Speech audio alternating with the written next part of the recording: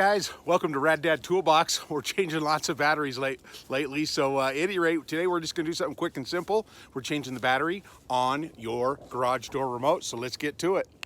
All right, so the first thing we're going to want to do is pop this little sucker open. There's a little slot right there on the corner, and boom, we'll pop that open, maybe, without breaking it. Let's pull this clip off.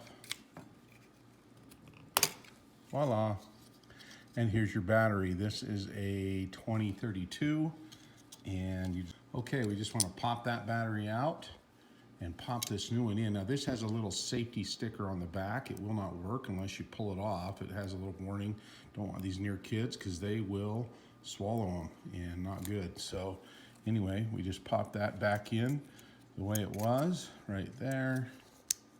And we are ready to go. So you just snap that back together like that, slide your visor clip back on, and you are back in business. Open, close.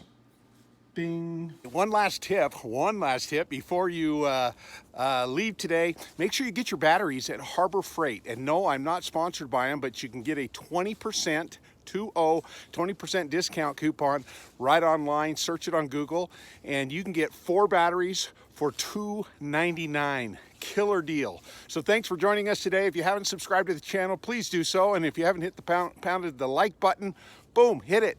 And thanks for joining us today. Until next time.